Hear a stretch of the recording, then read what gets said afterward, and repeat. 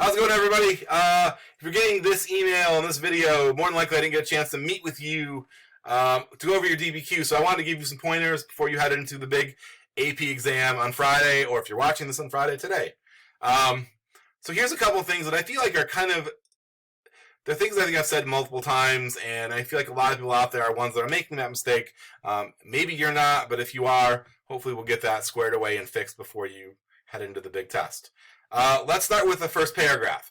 A lot of people are doing a lot of things in the first paragraph. It's too busy in the first paragraph. So some of you are trying to score points for context, your thesis statement, your drop-in documents, evidence, your reasoning, and you're really not getting any of those points because they're too generic. So let's start with thesis statement. That very first paragraph, I like to do two things. I like to get a point for context, and I like to get my thesis statement kind of in there. Let's start with thesis statements because I think this is a point everybody really should score. It's not super hard to get, and I really want everybody to get this one. Thesis statements needs to be very specific. The people that are not doing a good job on the thesis statement are the ones that are simply restating the prompt. So not a good thesis would be the progressive era saw many big changes. So for the 2019 one that we just did, that's basically what the prompt said, is evaluate the cultural changes because of the progressive era. So everybody, all historians pretty much acknowledge there was lots of big changes in the progressive era. That's why we call it the progressive era. What those changes are what they want to know. So this is an example of a bad thesis statement. Okay. A good thesis statement would be something like this. The progressive era saw many big changes, like the women's right to vote, prohibition, trust busting, and consumer protection. Now, you can do whatever you want. I mean, those are just examples of things that happened during the progressive era. You could talk about corrupt governments and trying to make the governments more democratic, more responsive to the people. Whatever your argument is, put that in the thesis. Now, this does a couple of things. This also lays out the rest of your DBQ. So we know like one sentence probably going to have to do with the women's right to vote or women's rights. One paragraph's going to do with prohibition. One's going to do with trust busting. One will do with consumer protection or something to that effect. Okay, so you know kind of where you're going in your essay. Now, the other thing I like to do in my first paragraph is get that point for context. Like I said, a lot of people think they're getting it with one sentence, and you're not.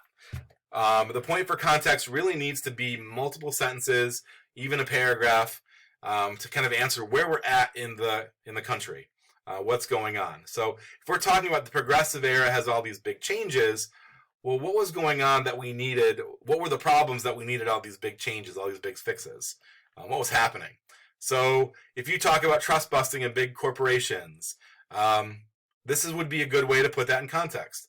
Business owners like John Rockefeller were creating monopolies. The monopolies eliminated competition, eliminated choice for consumers, which drove up prices. This time period saw workers being taken advantage of through terrible working conditions, low pay, and widening gap between the rich and the poor. So this kind of gives you the context of what's happening in business. There was a lot of taking advantage of the little guy, and there was a few people getting very, very, very wealthy. That will get you your context point. If you're talking about women's rights, like what rights did women have before they had the right to vote? If you're talking about African Americans' rights, like what were they doing? Like they were living in the rural South, farming, sharecropping. Again, had relatively little to no rights. Jim Crow laws, so segregation was going on, all of that stuff. So you want to talk about all those things, like what were the problems, for sure. So I like to do those two things in there. So if you're dumping documents, I would say simplify it. Let's try to do these two things in paragraph number 1. Paragraph number 2, 3, 4, whatever, however many paragraphs you have. This is when you're introducing your evidence, both the documents and the outside evidence. So there's 3 things I'd like to see you do. I'd like to see you introduce the document or your evidence. And that's basically just saying, I'm using document 1 or document 2, document 7, whatever. So that's pretty easy to do. That's not going to really get you a point, but obviously you got to say what document is, otherwise the reader has no clue.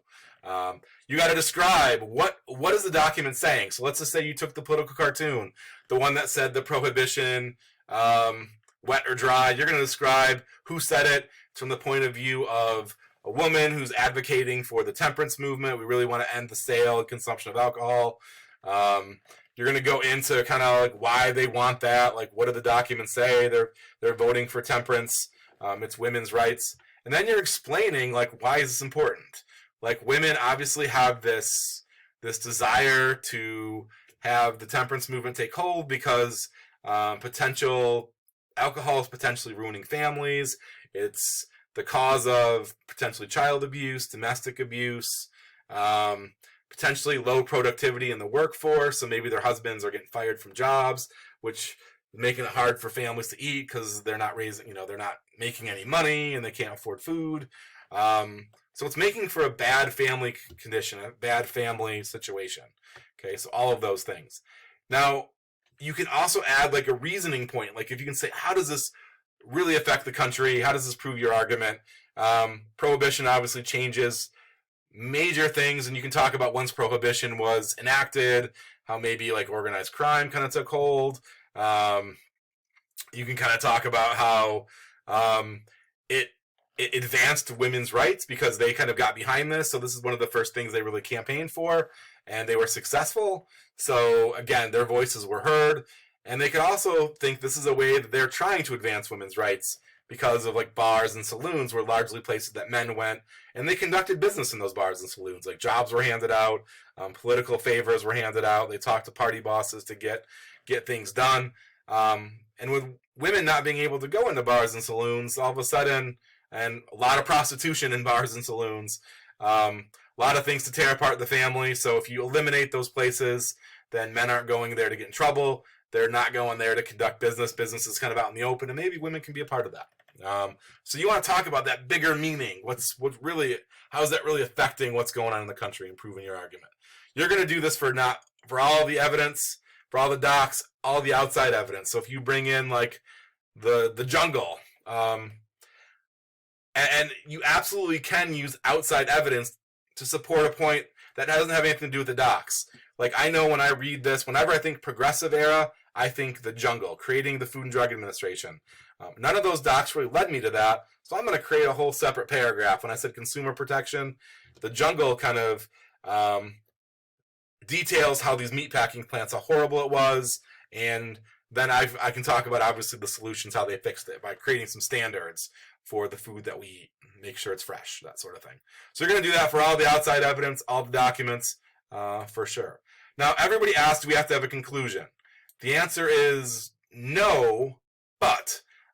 So a lot of people want to do, in conclusion, we found that the progressive era you're restating all the stuff, that doesn't get you any points. Don't do that. It's wasting time. I wouldn't do that. I wouldn't worry about it. What I do for a conclusion, and you really don't have to have them, what I do for a conclusion is I like to say where all this stuff is taking us. Like, where is the country going with these changes? So when the progressive era kind of wraps up, women got the right to vote. Did that make them equal to men? No. I mean, they didn't gain equality, but it was a step forward. Now all of a sudden they had a say in the game.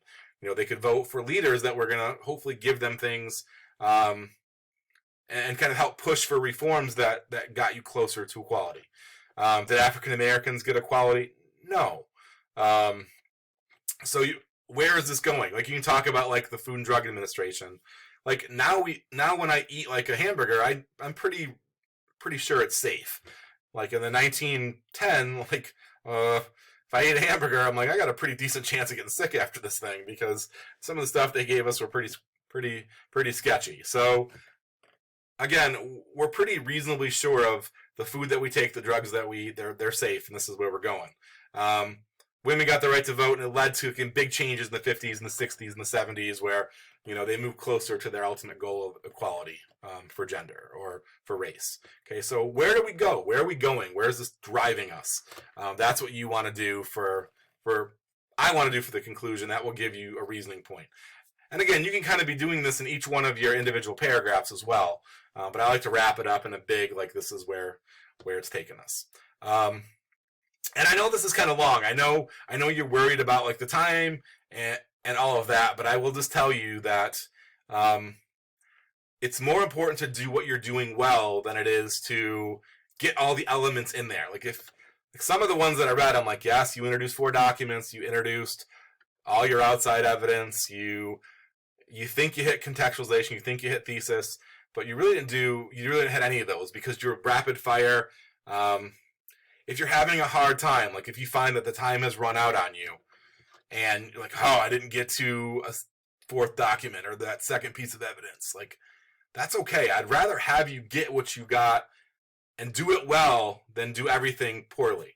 Just think of it this way. If I gave you 10 assignments to do, and said, like, hey, you got to do these this hour to pass the class. This is it. And you did 10, and you turned all 10 of them in. I look at them like, well, there's nothing right on any of these pages. You got a 0 out of 10. And the other person did 7 of them, and I looked, I'm like, these are really well done, but you got 3 zeros. You're still going to pass the class. Now, it's not, did it score all the points? No, but you are going to pass the class still. So that's the way I would take it from here. The DBQ, I'm pushing you to try to get every single point. The time constraints might not allow that, but let's push to see if we can get as many as we can. That way you get college credit. You don't really need to get them all to get a 5 or 4 and even a 3. I'll leave you with one last thing. Mr. DeGrace loves to tell this story, and it's a good one, about a girl a couple years ago that got a 5 on the AP Stats test. I know you don't know Mr. DeGrace, but he's a pretty good teacher, a pretty good guy. This girl got a 5 on the AP Stats test, and lo and behold, she did not answer anything on the last free response question. Didn't write a word. So obviously a big goose egg on points with that. The point being, she did so well on the other stuff. She took her time, really developed it. She did so well on the other parts that she got a 5. She didn't need the points from the last one. So she didn't get to it. She didn't answer it, but she still got her 5. So you don't have to be perfect, but what you do, you should do as the best you can and do it well. So, all right, I'm gonna have office hours, like I said, on Friday. If you want to discuss yours in more detail, give specifics, this I think will point you in the right direction. But if not, good luck on the test. I know you guys are going to do a great job, and I will talk to you next week.